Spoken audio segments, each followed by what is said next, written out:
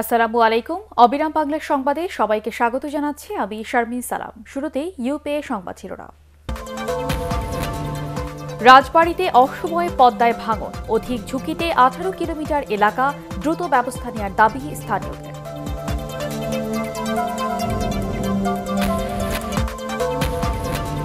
ব্যয় বাড়ায়, রংপুরে কমছে আখ উৎপাদন, বন্ধ হয়ে গেছে শ্যামপুর চিনিকল, বেতন পাচ্ছেন না শ্রমিকরা।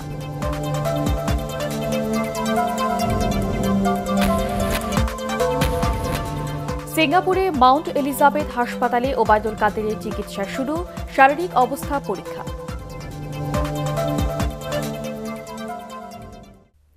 শুনছিলেন ইউপিএ সংবাদ শিরোনাম। এবারে বিস্তারিত।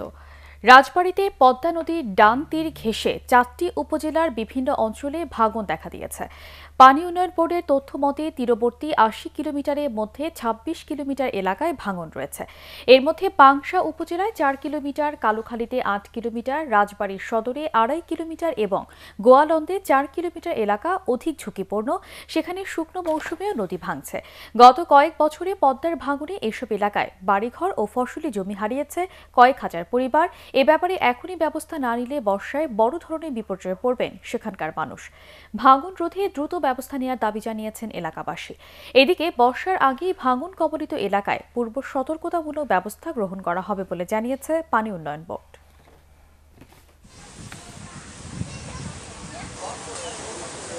বিগত 25 বছর থেকে এই নদী ভাঙছে।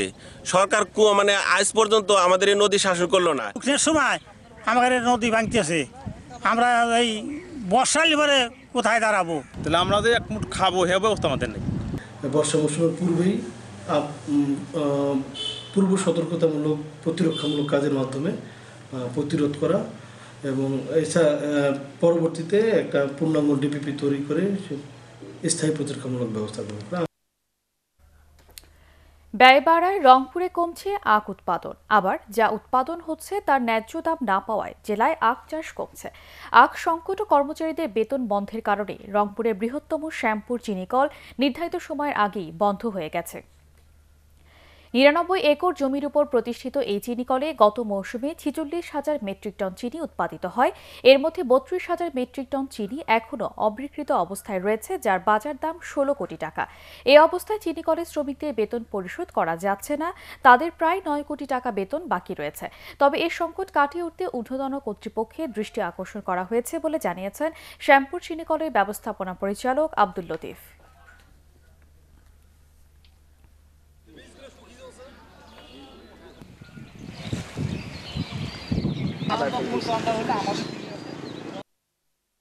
থাকার কারণে বর্তমানে আমাদের চিনি বিক্রি হচ্ছে না। পুরাতন চিনি বিক্রি না হয় চিনির মান আস্তে আস্তে খারাপ হয়ে যাচ্ছে, এই দুধ হচ্ছে, বিভিন্ন রকম সমস্যা দেখা দিচ্ছে অবিকৃত অবস্থায় থাকায়। কিন্তু ডিলাররা কেউ মাল নিতে চাচ্ছে না। গত জানুয়ারি মাস থেকে এ যাবত কোনো বেতন ভাতা সরকার দিতে পারতেছে না বা আমাদের কর্পোরেশন দিতে পারতেছে না। আমার আকুল আবেদন, সরকার আমাদের এই সুগার মিলের দিকে নজর দিয়ে আমাদেরকে ভর্তুকি দিয়ে যদি চালায়, তাহলে আমরা অন্যদের মতো ইনশাল্লাহ ভালোভাবে চলতে পারবো। আবহাওয়া অনুকূলে থাকলে এবার আমের বাম্পার ফলন আশা করছেন নওগাঁর চাষিরা।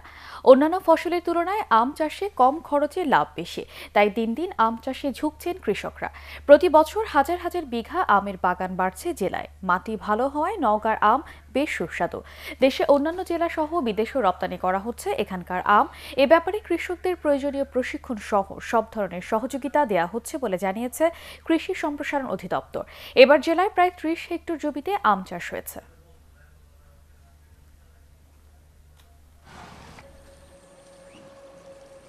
এই বছর যত মুকুল আসছে, দীর্ঘত 5 বছর এরকম মুকুল আসেনি।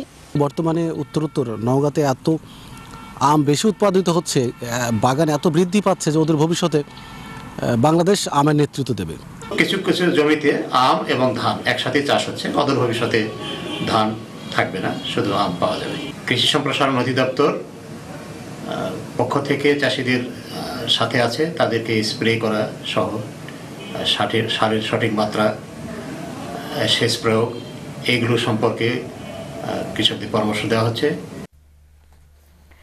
পুষ্টির চাহিদা পূরণে বছরব্যাপী দেশীয় ফল উৎপাদনে যশোরে পুষ্টি উন্নয়ন প্রকল্প শীর্ষক একটি প্রকল্প গ্রহণ করেছে কৃষি সম্প্রসারণ অধিদপ্তর। প্রকল্পটি বাস্তবায়নে যশোরের খয়ের তলাস্থ হর্টিকালচার সেন্টারে প্রশিক্ষণের মাধ্যমে বিভিন্ন ফলের গুণাগুণ ও উপকারিতা বিষয়ে সচেতন করতে স্থানীয় কৃষকদের মধ্যে প্রদর্শনী প্লট তৈরি করে প্রদর্শন করা হচ্ছে। ফল উৎপাদন করে পরিবারের চাহিদা মিটিয়ে তা বিক্রি করে আর্থিকভাবে লাভবান হচ্ছেন কৃষকরা। এতে তাদের মধ্যে বছর জুড়ে ফল উৎপাদনে উৎসাহ বাড়বে বলে মনে করেন কৃষি কর্মকর্তারা।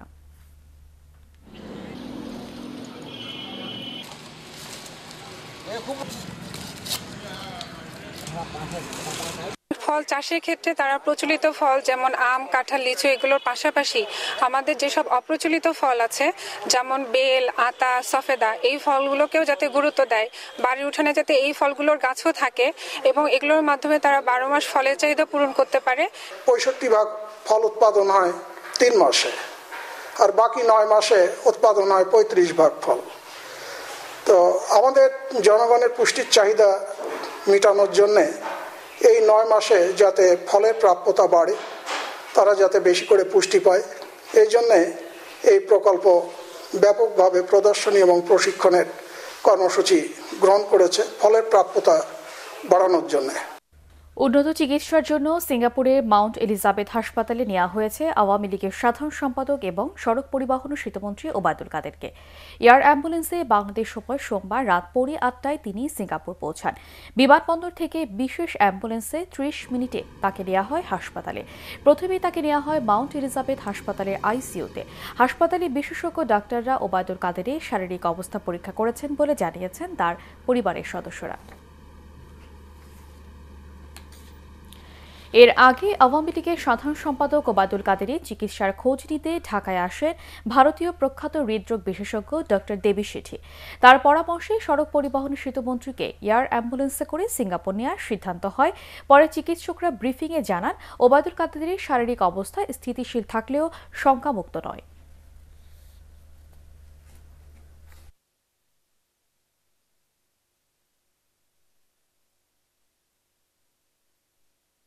বিভিন্ন ফ্যাক্টর উনি কোথাও চিন্তা করেন this is the optimum time to shift.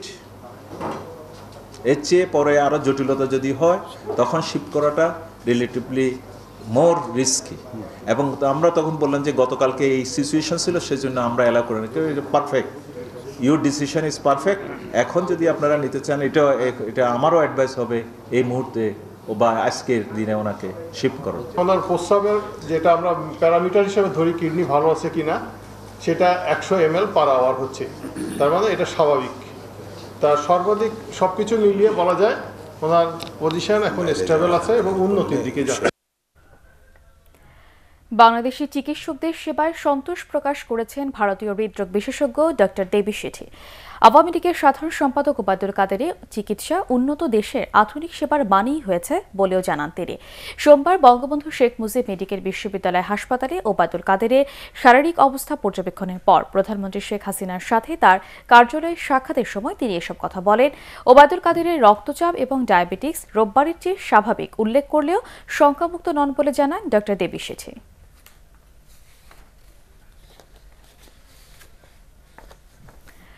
Awami লীগের সাধারণ সম্পাদক ওবায়দুল কাদেরের রোগ মুক্তি কামনায় দেশবাসীর কাছে দোয়া চেয়েছে মন্ত্রিসভা। সোমবার প্রধানমন্ত্রীর কার্যালয়ে বৈঠক শেষে সচিবালয়ে সংবাদ সম্মেলনে এই কথা জানান মন্ত্রিপরিষদ সচিব শফিউল আলম। ভারতীয় চিকিৎসক দেবী শেঠির পরামর্শে তার উন্নত চিকিৎসার ব্যবস্থা করা হয়েছে বলেও জানান তিনি। এছাড়া রাজধানীর চকবাজারে অগ্নিকাণ্ডে 71 জন নিহত ও 55 জন আহতের ঘটনা এবং বই পড়া আন্দোলনের অন্যতম পথিকৃত পলান সরকারের মৃত্যুতে শোক প্রস্তাব অনুমোদন করে মন্ত্রিসভা।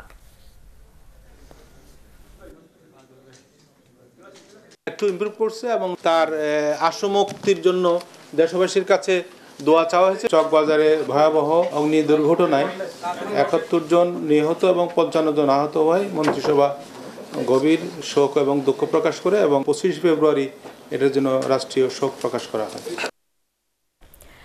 বিএনপি চেয়ারপারসন বেগম খালেদা জিয়ার মুক্তি ও সুচিকিৎসার দাবিতে আগামীকাল জাতীয় প্রেস ক্লাবের সামনে মানববন্ধন করবে দলটি। সোমবার নয়াপল্টনে দলের কেন্দ্রীয় কার্যালয়ে সংবাদ সম্মেলনে বিএনপির সিনিয়র যুগ্ম মহাসচিব রুহুল কবির রিজভী এ ঘোষণা দেন। আওয়ামী লীগ সাধারণ সম্পাদক ওবায়দুল কাদেরের সুস্থতা কামনা করে বেগম জিয়ার সুচিকিৎসা নিশ্চিত করতে সরকারের প্রতি আহ্বান জানান রুহুল কবির রিজভী। আমরা প্রতিদিন নানাভাবে আহ্বান এবং দাবি করে আসছি দেশনেত্রী বেগম খালেদা জিয়াকে তার পছন্দ মতো বিশেষায়িত হাসপাতালে সুচিকিৎসার ব্যবস্থা করুন, তাকে জামিনে মুক্তি দিন। জেলে নেওয়ার পর থেকে তিনি প্রচণ্ড অসুস্থ, দেশবাসী জানেন তিনি হাঁটতে পারছেন না, পা ফুলে গেছে, হাত অবশ। তাহলে গুরুতর অসুস্থ নন দেশনেত্রী বেগম খালেদা জিয়া? তার প্রতি এই অমানবিকতা কেন? বিএনপি আগামী 6 মার্চ বুধবার জাতীয় প্রেস ক্লাবের সামনে দেশনেত্রী বেগম খালেদা জিয়ার নিঃশর্ত মুক্তি এবং তার সুচিকিৎসার দাবিতে মানববন্ধন কর্মসূচি পালন করবে। ঢাকা মেডিকেল কলেজ হাসপাতাল সংলগ্ন ওষুধের দোকানে অভিযান চালিয়ে বিপুল পরিমাণ নকল ও মেয়াদোত্তীর্ণ ওষুধ জব্দ করেছে র্যাবের ভ্রাম্যমাণ আদালত। জরিমানা করা হয়েছে প্রায় 20 লাখ টাকা। এ সময় দুজনকে 6 মাসের কারাদণ্ড দেওয়া হয়।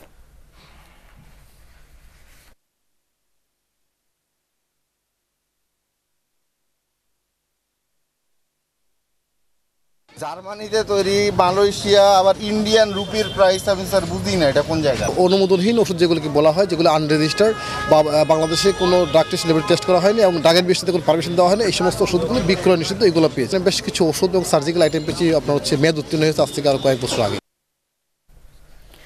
ঢাকা বিশ্ববিদ্যালয়ের হল সংসদে এবার 56 জন বিনা প্রতিদ্বন্দ্বিতায় নির্বাচিত হচ্ছেন। তাদের বেশিরভাগই ছাত্রলীগ প্রার্থী। অন্যান্য ছাত্র সংগঠনের অভিযোগ, হলে সহাবস্থান না থাকায় তাদের প্রার্থীদের নির্বাচন থেকে সরে দাঁড়াতে বাধ্য করা হয়েছে। এদিকে ডাকসু নির্বাচনে শান্তিপূর্ণ পরিবেশ বজায় রাখতে সব সংগঠনের প্রতি আহ্বান জানিয়েছেন বিশ্ববিদ্যালয়ের উপাচার্য অধ্যাপক আখতারুজ্জামান।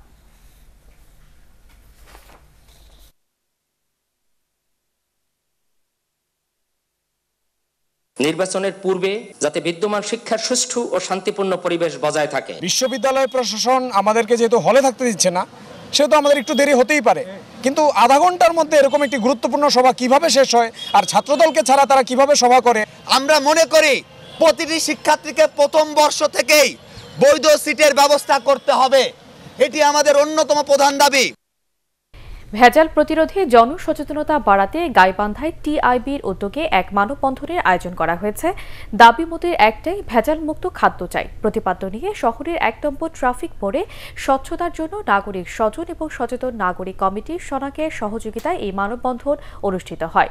গাইবান্ধা জেলা শনাকের সভাপতি অধ্যক্ষ Zahurul Qaiyum, TIB area manager Morshed Alam এতে বক্তব্য রাখেন। এবারে পার্টেক্স খেলার খবর।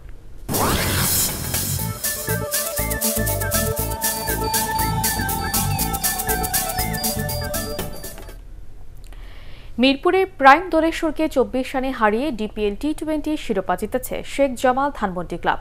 শেরেবাংলা জাতীয় স্টেডিয়ামে শেখ জামালের দেয়া 158 রানের টার্গেট তাড়া করতে নেমে শহীদুল ইসলামের বোলিং তোপে 8 উইকেটে 133 রানে বেশি তুলতে পারেনি প্রাইম দোলেশ্বর।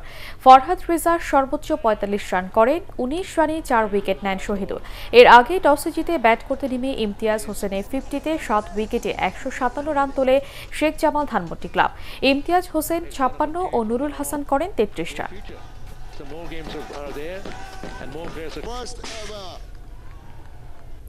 শেষ করার আগে ইউপি সংবাদ শিরোনাম আরও একবার। রাজবাড়ীতে অশ্ববয় পদ্মায় ভাঙন, অধিক ঝুঁকিতে 18 কিলোমিটার এলাকা, দ্রুত ব্যবস্থা নেওয়ার দাবি স্থানীয়দের।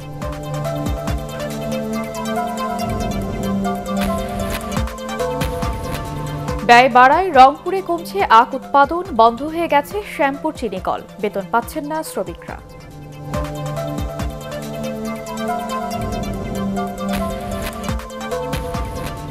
সিঙ্গাপুরে মাউন্ট এলিজাবেথ হাসপাতালে ওবায়দুল কাদেরের চিকিৎসা শুরু, শারীরিক অবস্থা পরীক্ষা।